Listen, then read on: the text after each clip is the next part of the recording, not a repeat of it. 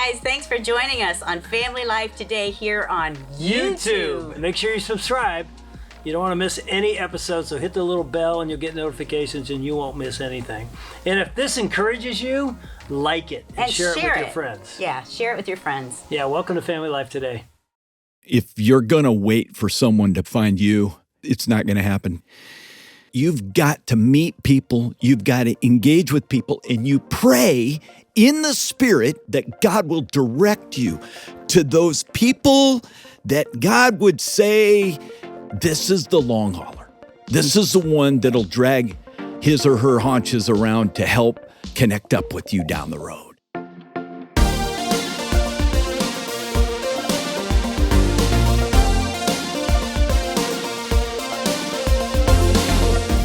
Welcome to Family Life Today, where we want to help you pursue the relationships that matter most. I'm Dave Wilson. And I'm Ann Wilson, and you can find us at FamilyLifeToday.com or on the Family Life app. This is Family Life Today.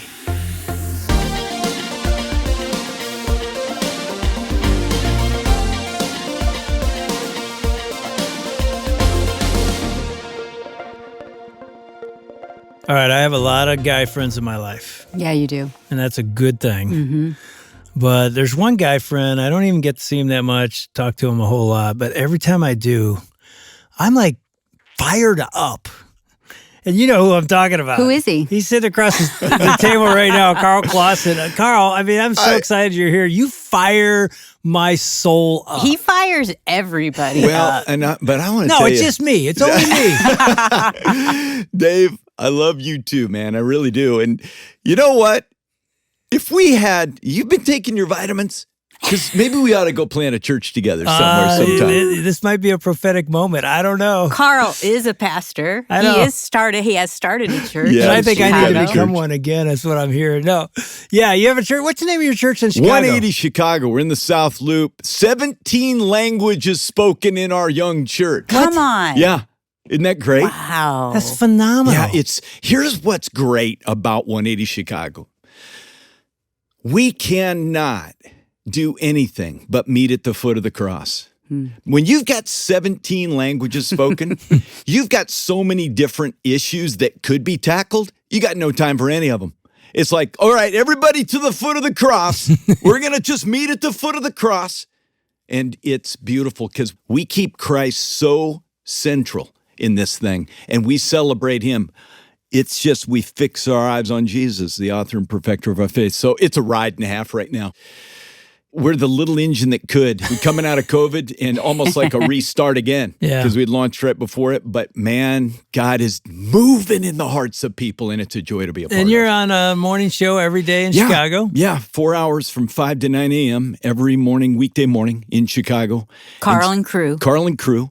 And we reach out to a good number of folks. We have about 280,000 people a week that listen in Chicago. Wow, that's awesome. Yeah, it's tremendous.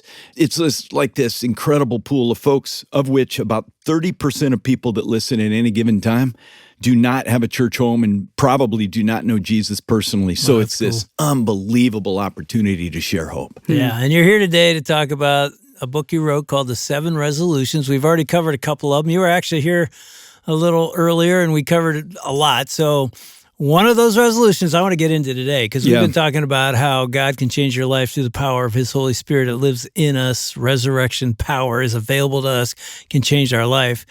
But one of your resolutions is choose your friends. Yeah.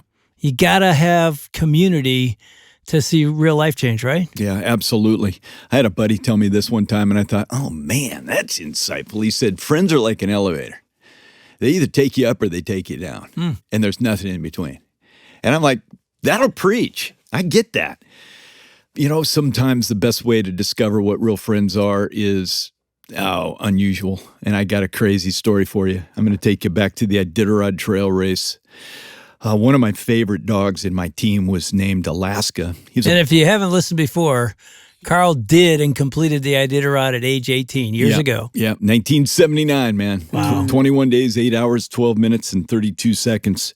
So I had in my team some incredible dogs, but one of them was Alaska. Big, white, husky, blue eyes, just beautiful. not the brightest guy in the team, but strong and faithful. Just one of those kind of guys. And he was my buddy. We had been mushing up the Yukon River for over 100 miles. And we came into the village. You say that like, yeah, we just motioned up the river for 100 miles. Yeah, had a little cup of coffee in the back today in the back deck. It wasn't that easy. It wasn't that easy. It was a long haul, but we're tooling up the Yukon into the wind. We finally get to the village of Caltag. And man, when I saw the bank going up to that village, I'm like, oh, hallelujah. Because from Caltag, you go 100 miles over the pass to Unalakleet, and now you're close to Nome. You're only 300 miles away then. Mm-hmm. So we come into Caltag, and there's no checker. It's 3 a.m. A checker is a person that checks you in. Yeah, checks me in. So there was no checker at that checkpoint. And I'm like, what's going on? There's no one here. I mean, no one. Lights are out in all the village cabins. And I go walking up to what I thought could be the checkpoint. And I knock on the door, no one answers. I open it up and walk in. The minute I step inside, I hear the worst dog fight I'd heard in a long time outside. So I sprint back out to my team, and there is blood all over the ground. Got my headlamp on. It's dancing around in the snow, looking at what's the damage here. And what had happened was some loose village dogs didn't like the fact that my team had encroached on their turf, and they came out and attacked my team. Well, Alaska, my big boy in wheel, decided to defend the whole team, and he did. And he got the worst end of it. Blood everywhere. His hindquarters are chewed up, his stomach's chewed up, and I pick him up, and then we haul him back inside. By now, the veterinarian is awake, and we've got some checkers that are awake. We lay him on a table, and this big old brute of a buddy of mine, he's just looking up in my eyes, and he's looking at me like, Dad, I did it. I took him on. I protected the team. He felt like that was his role. You get close to these dogs when you train with them for a couple of years like this. And so I thought, I can't go without him. I got to have him. To go from Caltag to Unalakleet, I got to go up over a pass, and I need my big old beefcake Alaska there in wheel. I got to have him there. And so I waited 7 hours, and after 7 hours, he got more stiff. It's kind of like our injuries. The longer you kind of sit there, the worse they can get. And he got so stiff that I'm like, I can't take him.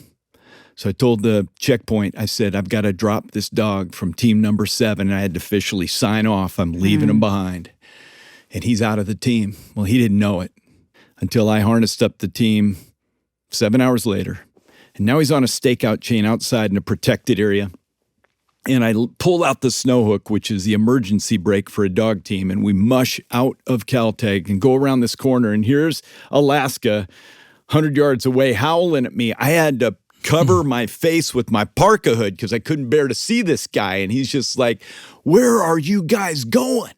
So we headed out. We made it in about 25 hours to Unalakleet. I had to snowshoe a good stretch of that trail because it had wind blown over and it was just a mess. I wanted Alaska with me so badly. But I land in Unalakleet with my dog team, and I'm hungry. And they said, you hungry? I said, I'm hungry. They said, we get some chili for you over at this home. So they point over there. I mush my team over to that home. I park it. I go inside, get off all my gear. I sit down to eat, and big knock at the door, and I'm like, uh-oh. Sure enough, checker says, you got a problem with your dog team out here. One of your dogs is loose. I'm like, I got another one loose. You got to be kidding me. I go outside, walk around the corner, and guess who's there?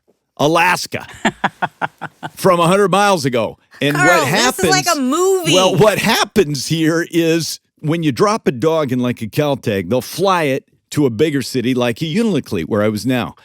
And so I knew that they had flown him in overnight. So we go down to the ham radio operator, and they're confirming this. And the ham radio operator says, hey, Karl, come on over here. We got a problem. I said, what's going on? I just radioed Caltag. They haven't had any planes fly in or out of there. There's been bad weather there for the last day. I said, well, what do you mean no planes have flown in or out? No planes have flown in or out. I got Alaska in my hands. He's standing right underneath me. They said, but one thing did happen. They had a dog from team number 7 chewed himself free, and they haven't been able to find him. My Alaska followed me 100 miles to Unalakleet, to be with me. Here I am crying about a dog. I mean, seriously? He was injured He walked it off. How did he do it? He walked it off. You know, you're an athlete. You understand this. And you're an athlete too. You get this. Sometimes it's best to walk these things off. Sometimes. And so he probably, I've never shared this part of the story. You get it right now. He probably drug his hindquarters for a few miles. Wow. Until they could get... Yeah. He probably drug his hindquarters. But by the time he got to me, the limp was almost gone. And that big old boy was staring me in the eyes. Now you got me crying. You know what? We need to choose friends like Alaska. And they're out there. I think so many of us have been hurt. I know. That we've pulled away. We don't think they are out there. I've talked to so many wives that say, my husband doesn't have one friend except me. Yeah. So, how do you get beyond that? We have to take initiative. I have people on our radio show calling all the time. They're just hungry for friends. Yeah. And if you're going to wait for someone to find you, it's not going to happen. In order to find the kind of friend that Alaska was to me, and they are out there. I have them now in human form. They're 100-mile friends. They'll follow me that far. In order to find them, you're going to have to find yourself not going to church, but being the church. You can sit down and warm a chair, but you've got to meet people. You've got to engage with people, and you pray in the Spirit that God will direct you to those people that God would say, this is your Alaska buddy. This is the long hauler. This is the one that'll drag his or her haunches around to help connect up with you down the road. And I believe God has them. Initiation's a big one, though. That almost overlaps with what we talked about formerly here, taking risks. Sometimes you got to take risks to find those friends. But if you're looking for someone that we predictably look for in a friend, which is someone who kind of rubber stamps everything we do, we're looking for the wrong person. Right. This is one of the coolest verses in the Bible on friendship. It feels so twisted. It feels like it's a mistake in translation almost. Here it is. Proverbs 27:6. Faithful are the wounds of a friend, profuse are the kisses of an enemy. And you're going, hold it a second here. I thought friends kiss you and hug you and tell you how awesome you are. No. I mean, what's laid out here is something profound. And I love to write about it this way, and this is what I did in the book. I did a comparison of suck-ups versus surgeons, because that's what the proverb is saying. It's saying real friends are like surgeons. They'll cut you, but they don't cut you to hurt you. They cut you to help you.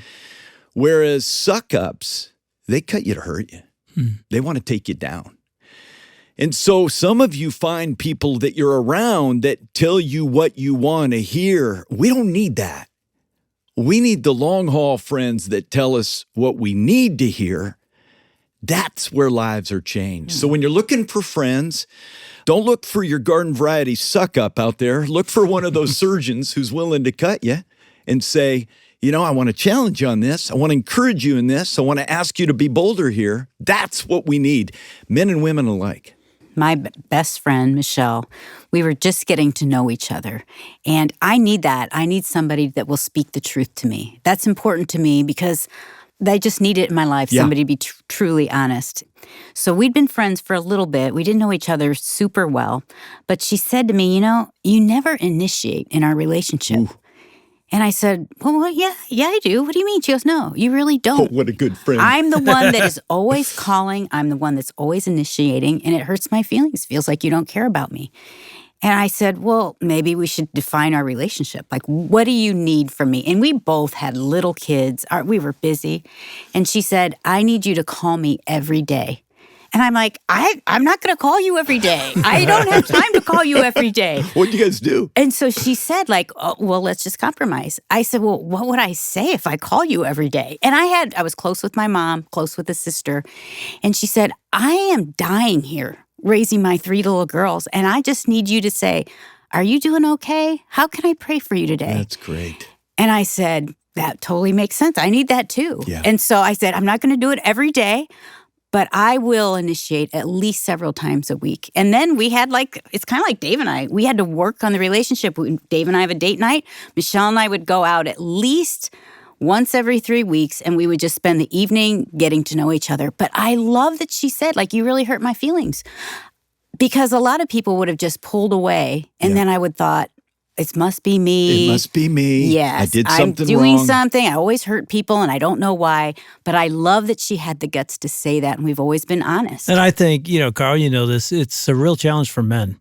Big time. I mean, I'm not saying it isn't for women, but there's something in us that's I don't really need, Alaska. I don't need, and I tell you what, just a few weeks ago, a really good friend of mine died suddenly. He's 69 years old. He was the best shape I'd ever seen a 69-year. We used to joke and say, dude, stop taking steroids, man. You must be taking something. Nobody can look. So he wasn't. But he was bowed up. He was just in really tip-top shape, and still to this day, nobody knows exactly what happened. Oh, my goodness. But here's why I'm telling you that story. When we started our church in 1990, 2 years later, I decided what you said, what the Bible says I need. I need men in my life. Yeah. And it was selfish, but I'm like, I need community. And I'm going to start, I called it T2. 2 Timothy 2:2 says, entrust what I've trusted you to faithful men who will pass it on to others. So I said, I'm starting a T2 group, 2 Timothy 2:2. We're just going to call it T2. I picked 14 guys. This is crazy. I challenged them one-on-one. I want you to join me. I don't know how long this is going to go. I think it's going to go our whole life. We'll see what happens. We're going to meet not every week. We're going to meet once a month for the whole night. We'll have dinner at one of our houses, and we're going to get into each other's lives once a month. It's going to take 7-8 hours, but we're going to do it. The first meeting, 14 guys show up. The second meeting, 8 guys show up. The third meeting, it ended up being 6. Those 6. Oh, my goodness. We've done life for 30 plus years. That is awesome. Dan was one of them And that just died. Yeah. And we've met continually. Michelle is one of those guys' wife that Ann was talking about. And the wives have met in that same amount of time. And Ann said to me when I was getting ready to do the funeral, which was so right on, she said, you should bring those guys up to the front of the chapel.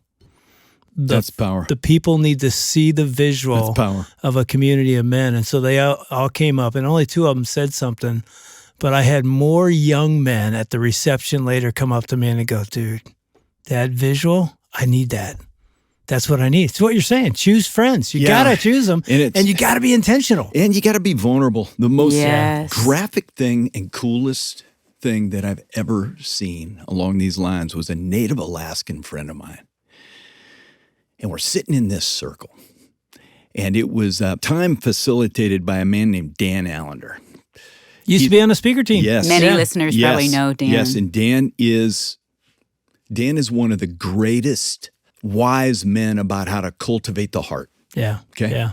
How to nurture it, how to let God minister to it. So he's up there facilitating these times. My buddy to my right's a Native Alaskan man, probably 10 years older than me. And he began to open up his heart. And he talked about sexual abuse in the village of him. The sexual abuse rates in the villages in Alaska are, the staggering numbers are somewhere close to 85% of people never come out unscathed from a village. And he looked at me and he's sharing his heart about the sexual abuse he went through. Now, you need to know something. This is a spiritual stud muffin. This dude's Mr. Alaska, right? He's a dude. And he's weeping. At the end of his story, he did something really powerful. He looked at me and he said, my friend Karl, I want you to open your heart to me. And he put a red heart on my kneecap. And that was the signal in the group when a friend wanted to hear from another friend his heart. First, I started crying like a baby. I'm crying right now. And then I began to initiate back to him and that group with some heartfelt things from my own story. And you know what? It's risky. It's hard. It's not normal. You don't learn that stuff in locker rooms, man. You don't learn that in locker rooms. But you learn it at the foot of the cross. And I once had a man tell me, talk about a dear friend. He said, do you trust me? We were in a real contentious situation, and he was a mediator. And I said, no, I don't trust you. I don't know you. Of course, I don't trust you. And he chuckled. He goes, that's a good answer. He said, I'll make you a deal, Karl. He said, I'm going to go to the foot of the cross, and I'll be on my knees there with my life through this process. And if you come to the foot of the cross and you fall on your knees, you throw your arm around me, and we'll be there together. And we were. It ain't easy. It's not often talked about, but choosing friends is the richest of rich ways to walk this walk of faith. Yeah, and like you said, it is scary. I mean, there's a fear inside of you to get vulnerable. Big time. You know, it's so much easier to cover it up. And men especially are just so afraid. They never, ever, they go to their grave. Nobody's ever heard their vulnerability. And yet when you step into that fear, sometimes even trembling, and you reveal a weakness or a sin, or I need a brother to help me right now, it's the most freeing moment in your life, but a lot of guys never get there. They're too afraid to do it. It's liberty, man. I mean, you got to do it. One of the things we did in my group, which is crazy to think about now, we had a year where we decided, because again, we're meeting every month, let's give each guy a gift. And a gift meant tell him his blind spots. Oh, boy. We called it a gift, but it was a blind spot. It is a gift. And it's a blind spot because we can't see it, but everybody else does. So, one guy would leave the room and we'd all talk about him for a minute and say, man, Karl's amazing. He's incredible. Let's talk about his gifts, but he's got 2 blind spots. Okay, yeah. Karl, come back in. Oh, dude, I remember when I went out of the room, and I thought it'd be That's unnerving. We did it as the wives, too. Oh, it's unnerving. I thought, I'll be back in the room in 10 minutes. It was like 45 minutes later. I'm like, oh, boy. They got a grocery They're list. in there like talking. And I sat down and it was great because they said, we love you. Here's what we love about you, and affirm me. Oh. And the whole time, like, okay, here it comes. And then they spoke truth, and it was all true. And it was hard to hear, but I needed to hear it. Did you know they loved you? Oh. You couldn't have done it without that. You can't do it without that trust. Yeah. And that builds over time for us over years. That takes time. And there was trust, and there was vulnerability. And I mean, there were nights where we were in a kitchen of a buddy whose son was addicted to drugs. There were nights one of our daughter guys was anorexic. And an affair happened. I mean, all those moments we walked together. That's why you choose friends. Yeah. You got to. Yeah, and this is on my heart. Choose friends. Too few people are choosing their friends. We're just taking whoever drifts into our life. Yeah. There's been a social scientist study done recently that says if you take your 5 closest friends in your life, you are the median of them. In character, in quality, in style, in relatability, you're right down the middle. And here's a reality. Look at the 5 closest friends that you have. And just ask yourself a question. Might I benefit from choosing some friends that have a whole lot more of streams of living water flowing through them? This doesn't mean you go scorched earth and start eliminating friends going, this guy Karl, he told me to get rid of you. No, that's not what I said. It's about the bigger yes. But take control of the friends that you have. God's given you not just the authority, but the responsibility to do that. And I'll add one last thing. The thing we never thought about is if you do that as a husband, if you do that as a dad, as a mom, as a wife, trust me on this, your kids are going to copy it. Oh, yeah. They're going to see it modeled, and they're just going to think that's how I should do life. Our 3 sons have men in their life, and I think it's largely, we didn't preach it all the time. We did say it. But they saw it, and they're like, guys are showing up at our house that are dad's friends. And they poured into my son's life, too. But it changes a legacy. And I tell you what, if there's anything we're about here at Family Life, it is that word legacy. That's why I love Karl. Ann, you know what I really love about Karl? That he's your twin? Like he has more energy than anyone else in the world besides you? He does. You talk about high caffeine. He's beyond me. And that's true, but that's not really what I was thinking about. Karl, let me tell you, dude, you make me want to stretch myself as a man, as a dad, as a husband, even as being a grandpa. I want to be the best I can be. And here's what I really love about you, Karl.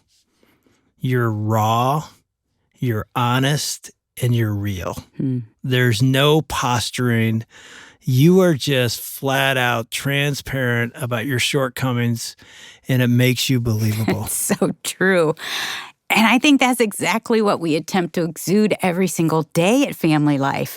And I can speak for all of us, even the folks on the other side of the glass, as they often say in the radio world. We're just a bunch of imperfect people who are working together to redeem our brokenness. And God will redeem anyone who is just willing to say yes to Him. Yeah, and every day we get to serve up conversations that are intended to help you reach higher, to that higher place that God intends for you. It's a place of joy rather than sorrow. It's a place of second chances rather than defeat. It's a place of hope rather than disappointment. And I tell you what, now's the time to respond. We've come to the end of the year. God has blessed Family Life with an astounding $2 million matching challenge. So let me tell you, together, let's put fuel in the tank. We have the opportunity to catapult the impact of Family Life in 2023 through this generous matching challenge. I'm telling you, just like Karl challenges you, I'm going to challenge you. Jump in. Let's do this. Jump in. This is the year to say, let's make a difference in people's lives in 2023.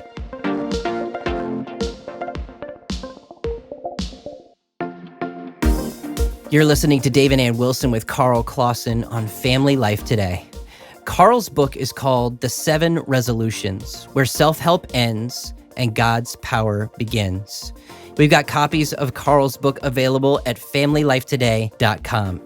And right now, any gift that you give will be matched dollar for dollar until we hit $2 million. That's for a one-time gift, or if you become a monthly partner. Right now, your monthly gifts will be doubled for the next 12 months.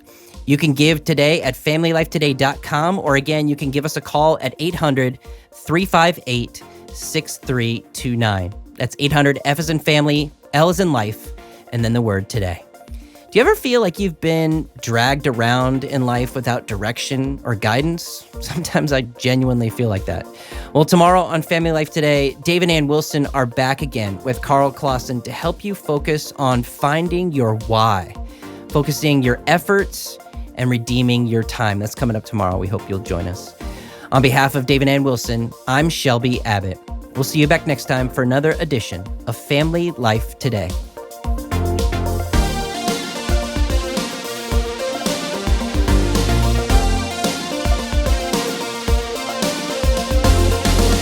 Family Life Today is a production of Family Life, a crew ministry, helping you pursue the relationships that matter most.